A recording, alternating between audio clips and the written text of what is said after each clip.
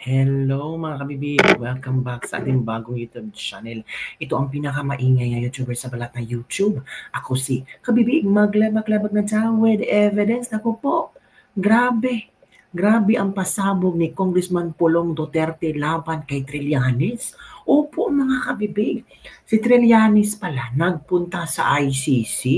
May mga pictures ngayon na nagkala sa social media kung saan, hanapin natin kabibig ha, itong si Trillanes ha, talagang grabe kabibig ko pinag-uusapan ito ngayon tungkol kay Trillanes na kung saan di umano daw nandun sa ICC at meron pa itong post tungkol kay Pangulong Duterte. Naku po, ito ang trending news na pinag-uusapan nasa labas ng ICC ni Trillanes. Pero ang istorya kabibig, parang bakit may post si Congressman Pulong Duterte? O ito kabibig ha, yan si yan si Trillanes. Sabi ni Trillanes, relax lang po, nasa loob po si Dutz, former President Rodrigo Duterte. Naghahanap buhay lang ang abogado niya. Hala, anong ibig sabihin ni Trillanes? So, si Kaufman konektado ni Trillanes at naka ni BBM? What's the meaning of this? Naghahanap buhay lang ang abogado niya. Oh, parang iba ang meaning dyan ni Trillanes Parang kaduda-duda kung bakit sa kanyang statement merong ang word na naghanap buhay lang ang abogado niya. So anong ibig sabihin ni Trillanes? So alam ni Trillanes ang bawat galaw ng abogado ni Pangulong Rodrigo Roa Duterte? Nako! Sounds intriguing kung talagang nakasunod ka sa pangyayari ni Pangulong Duterte ba sa the ICC. Talagang maku-curious ka. You will be asking question kung bakit ito nasabi ni Trillanes. Nako, connect the dots na naman tayo. But before that mga kabibig, ito ang posting ni Congressman Pulong Duterte. Nako, grabe mga kabibig. Grabe ang galit ni Congressman Pulong Duterte. Ito kabibig, i-share ko lang ha. Congressman Pulong Duterte. Si Trilling pala ang pinadala ng mga bangag para mag-welfare check kay PRRD. Baka magkalat ka ng virus mo dyan at di ka pa naman na-inject ng anti-rabies shot mo. O nga pala, strict ang Netherlands. Siguradong dinaan ka muna sa quarantine ng mga hayop. Kasama mo ba rin pa ang tuta mong si Las Cañas? Tapos may cross na nakalagay. Huwag kang mag-alala. Magkagaganyan ka rin na selda. Hintayin mo lang. Hala ka, iba din ang birada ni Kong Pulong Duterte. Huwag kang mag-alala, Trillanes. Soon, mapupunta ka rin sa selda, mabubulok ka rin sa kulungan. Yun ang pinopoint out ni Kong Pulong Duterte. Umuwi ka na sa Pinas at harapin ninyo na mga kaso nyo, mga duwag kasi kayong mga sundalong kanin. Agoy, sakit naman. Umuwi ka na daw sa Pinas, Trillanes. Ang tanong, bakit nandiyan si Trillanes sa ICC? Ano ba? Sinong nagpadala kay Trillanes sa ICC? Bakit feel ko talaga konektado si Trillanes sa ICC kabibig. Sige na, balik ka na at nang makareport ka na sa mga amo mong bangag na mga praning. Sayang naman ang flood control funding na binayad sa'yo. Oh, flood control funding? Oy, hindi ito magsita si Pulong kapag walang ebidensya. Diba? So, ang mga flood control funding ang binayad ni Trillanes, ng mga bangag kay Trillanes para makapunta sa ICC. Tapos, ang sabi ni Kong Pulong, baka si Trillanes daw ang nag-welfare check kay PRRD. Sounds intriguing mga kapipig. Parang magka-question ka ba kung posible kaya? Sa sinabi kasi ni Trillanes kanina na relax lang po, nasa loob pa si Dutz, former President Rodrigo Duterte, naghahanap buhay lang ang abogado niya. Parang there's something mysterious sa post ni Trillanes yung naghahanap buhay pa ang abogado niya. Parang iba ang dating sa akin ha. Pasensya na kabibig ha. Well, iba't iba tayong opinion, views regarding on this matter. Pero iba yung statement ni Trillanes eh. Bakit niya i-connect sa abogado? 'Di ba? Kasi kabibig, alam mo naman kabibig ang abogado ni Pang Duterte, 'di ba? Remember, gusto ni Kaufman na makipag-meeting kay BBM? Oo, check. Tapos gusto niyang i-ask si BBM kung pwede bang si Pangulong Duterte makauwi sa Pilipinas? Pwede din.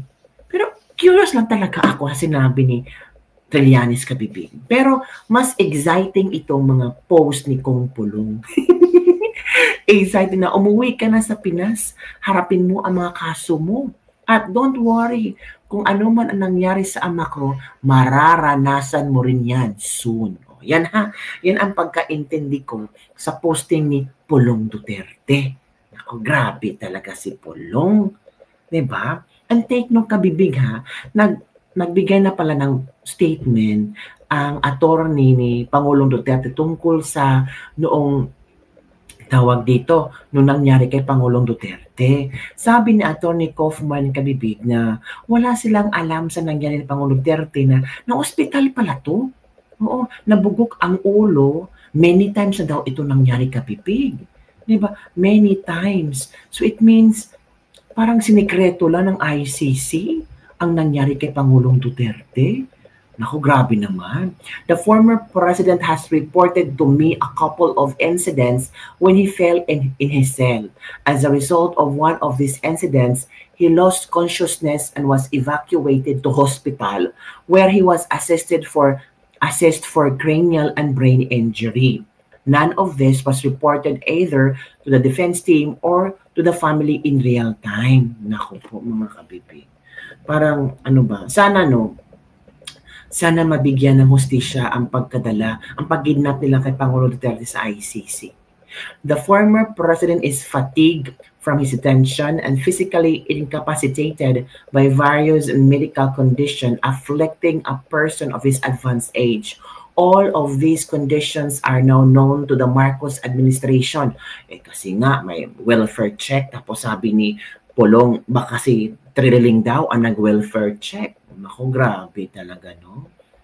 Ay, nako.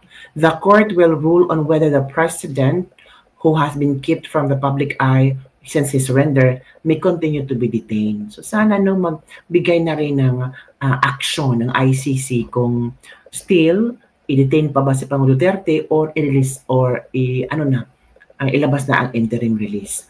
Mga kabibig, meron akong video i-share sa inyo. Ito ay galing kay Attorney Harry Roque. May experience din siya mga kabibig na kung saan ay talagang meron siyang reaction, story. Ito na kabibig ha. Hinggan natin. Wait muna. Nag-aantay na sa akin. No? Pero isang network na nais kong interviewin, sabi 12 noon. Ako, na-late na po. No? Anyway, nag-issue na po ng statement si VP Sara na humihiling sa ICC na kinakailangan na talagang aproban ang interim release ni Tatay Digong sa ibang bansa, hindi po yan sa Pilipinas. No? At ito po ay dahil sa katotohanan na sang-ayon kay VP Sara, hindi mapangalagaan ang kalusugan ni Tatay Digong sa detention facility ng ICC. At binanggit niya yung isang okasyon kung saan nakita na walang malay si Tatay Digong at hindi maalagaan pati yung ingrown nail ni Tatay Digong. At totoo naman, no? Kung talagang kaya nilang alagaan ang kalusugan ng isang nakadetine, dapat hindi na nadidiskubre na unconscious sa sahig ang Tatay Digong. No? At dapat siguro naiwasan yung ganong mga pangyayari. Walang sasabihin ko lang po, hindi ko po nakakausap pa si VP Sara. Hindi pa po kami nakipag-ugnayan kung pareho ang tinutukoy namin. Pero mahigit isang buwan ang nakalipas, nakapanayan ko po isa nagtatrabaho sa detention facility. Ang sinabi sa akin nung empleyadong yon, kung naalala nyo, merong report minsan na nailabas daw si Tatay Digong panandalian sa ICC Detention Center.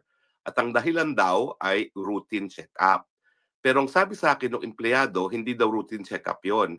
Nahulog daw si Tatay Digong habang naglalakad, tumama ang ulo. At dinala nga sa hospital para masigurado na walang na danyo sa kanyang katawan. No? At ang rinig ko, binigyan din siya ng tinatawag na MRI, no? Kung titingnan kung merong apekto sa ulo dahil tumama daw po ang ulo. Now, ang request naman po ng tao, ipagbigay alam ko raw sa pamilya dahil hindi niya alam kung sinabi sa pamilya itong pangyayari ito kay Tatay Digong. No? At ako naman po ay sinunod ko yung request.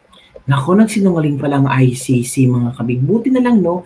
May mga angel pa rin sa ICC. Angel, I mean ba, yung mga taong honest na nagbibigay impormasyon kay Atty. Harry. Mga empleyado ito ng ICC, maybe concerned din sila sa welfare ni Pangulong Duterte at nagsabi na, uy, itong si Pangulong Duterte nahulog, nabugok ang ulo, tapos pinahospital. Pero iba ang pinalabas ng ICC.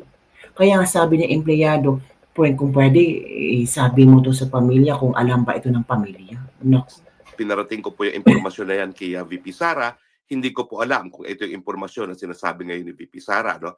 Basta ako, pinarating ko sa kanya at iniwan ko na po sa kanya yan kung anong gagawin niya sa impormasyon na yan dahil alam niyo naman po, no, anything about health is covered by the right to privacy. No? So bahala na ang pamilya mag-process ng ganyang impormasyon kasi hindi ko naman alam kung talagang hindi sinabi sa kanila. No? At hindi ko naman tinanong. Basta ako sinabi ko yung impormasyon dahil yan naman yung pinangako ko dun sa informante na nagsabi sa akin. So, ulitin ko po hindi ko alam kung parehong tinutukoy naming okasyon ni VP Sara, pero may ganyang impormasyon po na pinarating sa akin na ang request ay iparating naman kay VP Sara. At bahala na po si Inday Sara, si VP Sara mag-confirm kung kapareho kaming insidenteng sinasabi. No? Pero ang malinaw po talaga, kung talaga nangyari ang insidenteng yan, talaga pong bagamat meron silang clinic dyan sa detention facility, hindi po sapat yung clinic na yan para pangalagaan nga po ang kalusugan ni Tatay Digong. In fact, gaya na aking sinabi sa aking title, mukhang banta po sa kalusugan ni Tatay Digong ang pananatili sa detention facility. No? Now, meron pang sinasabi si VP Sara na ingrown name man lang, hindi nila maasikaso paano pa yung mga seryosong mga medical na pangangailangan ni Tatay Digong. Ang katotohanan po at 80 si Tatay Digong, kinakailangan na talaga ng 24-hour assistance. No? Kinakailangan na ako hindi full-time nurse, caregiver. Kasi ako naman po, nag-alaga rin ako ng mga magulang ko, ng aking tiya na matandang dalaga. Talaga naman po when they hit 80, meron akong isang midwife na talagang nag-aalaga sa kanila. One at a time lang naman po dahil hindi naman sila sabay-sabay na naging nagkakasakit at nagiging bedridden. Pero lahat po ng inalagaan ko dumaan sa punto talaga na kinakailangan ng full-time caregiver. At yan po siguro ngayon ang hinihingi ni VP Sara doon sa kanyang panawagan na kinakailangan na talagang bigyan siya ng interim release dahil sa interim release at least makakakuha sila ng full-time caregiver, nurse or midwife, pero yung susubaybay kay Tatay Digong at masisiguro na hindi naman siya matutumba at mawawalan ng malay sa sahig. No? But in any case, sana nga po, pagdasal natin na matuloy na yung interim release. Ang aking paninindigan po ay wala na pong balakid para sa interim release dahil nauna nang nagsabing hukuman na he is unfit to stand trial.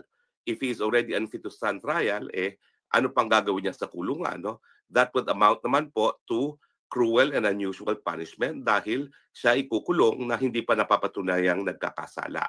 So importante po talaga para mabigyan ng respeto ang karapatang pantao ni Tatay Digong sa kalayaan at yung presumption of innocence na talagang palayain na siya. Pero mga kaibigan mag-ingat po tayo. Ang dami-daming fake news dito sa dahig. No?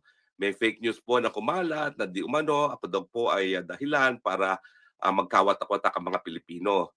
Ay na-address ko na po yan. Malinaw po na ang dahilan po na nagkakaroon ng paghahati-hati, meron talagang mga tao na ayaw na makipagtrabaho sa mga taga-DDS at mga maisog. Ako naman po, ginawa ko lahat para sila ay mapagkaisa, pero hindi po talaga po pwede mapagkaisa, pumanig ako doon sa DDS at saka sa maisog. Bakit? Sila naman po talagang sa simula't simula supporters na ni Tatay Digong mula pa ng 2016. Daig pa nga nila ako dahil ako naman inaamin ko ako'y hindi DDS noong 2016. No?